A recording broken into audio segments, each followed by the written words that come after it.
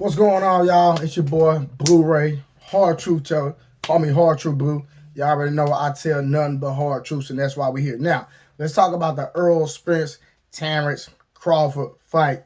The best fight of the year, hands down. Not even going to compare. I don't believe that the Devin Haney, Lomachenko, and the Tank and Ryan Garcia fight is going to even compare to the Errol Spence, Terence Crawford. Now, I have Errol Spence winning this fight against Terence Crawford, hands down, man down. People think that Terence Crawford have a chance at knocking Errol Spence out. I don't see that.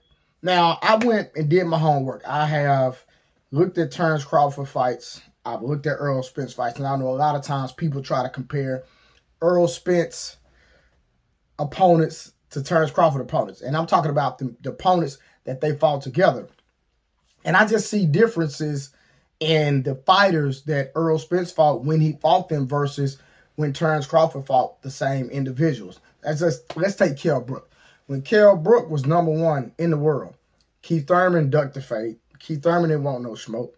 Didn't nobody want no smoke with Kell Brook, but Errol Spence went over there to another country, went over there and took the crown, took the belt from him, right?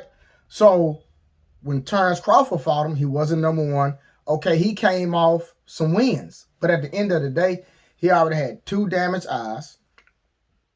And then those 3 wins there, because I heard Terence Crawford talked about that Kell Brook was on a 3-fight win streak, if I'm not mistaken. Well, those 3 fights, guess what? He didn't fight nobody.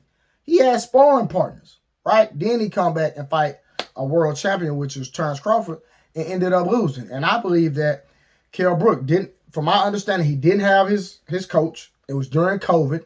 So we already know that the training protocol wasn't the same. And he didn't have his coach. So I believe those 2 factors are very key in the Kell Brook fight, because he didn't have his. It's like Errol Spence fighting a fight without Derrick James. Without Derrick James being there in his ear, the person that has always, in my opinion, did great coaching in reference to telling Errol Spence what to do, when to do, and how to do it. Outside of Errol Spence IQ, because he's actually in the ring. Right?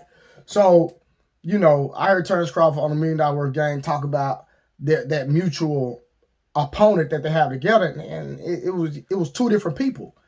You know, you can have a good day and a bad day. So you can't just, in my opinion, make it across the board because Errol stopped him later than Terence Crawford, that you can make the assessment that Terence Crawford gonna win. Now, we know Terence Crawford is gonna go southpaw. We all know that. So when I looked at everybody Errol Spence has fought in reference to southpaws, and we think about Errol Spence jab, which everybody know I say Errol Spence has the best jab in boxing, in my opinion. I would say that we know that he can get his jab off easy when he's fighting an orthodox fighter. So now we know Terence Crawford is going to go southpaw. So if he's fighting a southpaw to southpaw, it changes the dynamic. But as I looked at Errol Spence fighting the southpaws that he have fight, even though they're not at the level that Terence Crawford is in reference to skill set, and we know Terence Crawford has a high quality IQ. We know Terence Crawford uses his feet well. We know that. But I see something. I'm not gonna tell y'all what I see, because somebody might send this video and Terence Crawford camp might see this and they might correct it. But there's something that I see that I believe that's going to hurt Terence Crawford in this fight.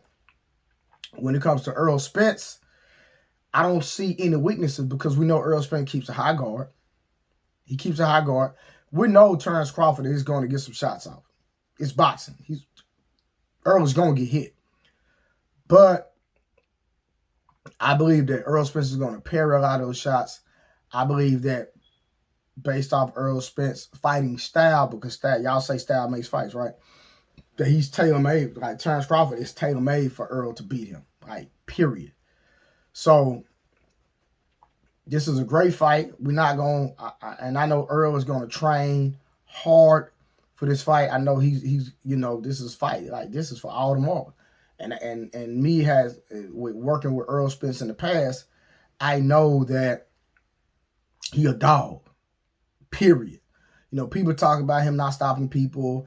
People talk about him not, you know, possibly, because we don't know, he might still work with me this fight. But even if he don't, I just see that Errol is naturally strong anyway. Like, Errol is a naturally strong individual, whether he work with me or not.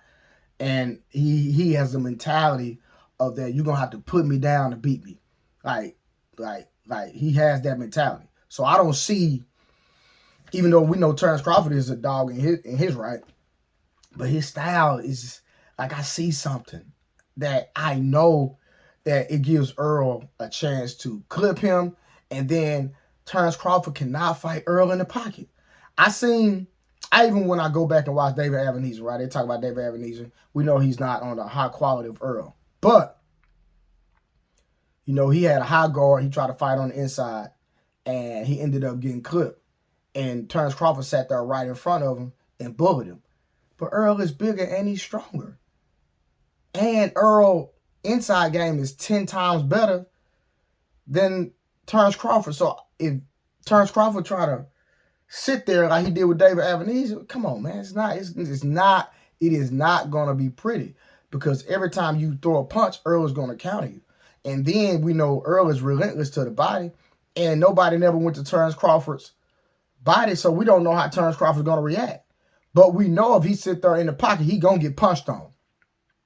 I'm talking about punched on, like left and right. Errol punching, period. So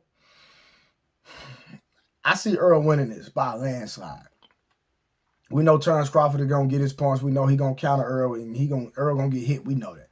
But Errol not going to get punched on like that, especially if he decides to stay in the pocket with Errol and fight Errol in the pocket. He might hit Errol, but he's not finna punch on Errol, because Errol going to throw more punches on the inside.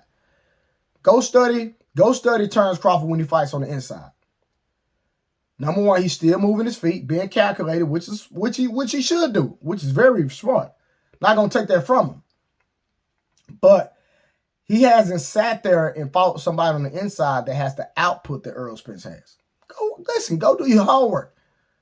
Nobody has ever fought has the output that Errol Spence has. Period. I'm talking about fighting on the inside. Not going to happen. And they're not as skilled. So is Terence Crawford going to fight on the inside, which we know he's not?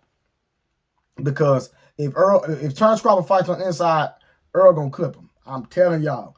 He going to clip him. We know what happened when there's blood in the water. What the shark going to do? He going to go eat. And we know if Errol clip him on the inside, he going to finish him. He going to stop him hands down. So his best bet is to stay on the outside. But, you know, we know Errol is going to cut the ring off. We don't know when and how early, but we know he's going to cut that ring off. And Errol already said, he admitted that he's stepping. And when saying that, leading up to the fight, how the press conferences, we're going to see how mad Errol gets, because I know the mentality that he has.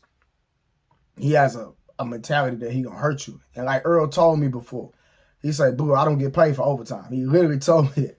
He said, "Bro, I don't get paid for the overtime. When I get in there, I'm trying to win. I'm trying to stop. I don't get paid for overtime." So that's the mentality that Errol Spence had. He don't get paid for overtime.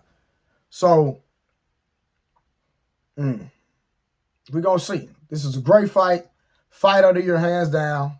You know, so, and I hope once Terence Crawford loses that he wants to rematch so we can see this twice. And Errol Spence is going to be undisputed, defend the undisputed, you know, back to back. And, you know, go to 54 and do whatever he does for his career at 54. And become a world champion there and go into the sunset, undisputed champion at 47. And, you know, and whatever level he attained at 54 or possibly 60, we don't know. We don't know what he's going to do in the future.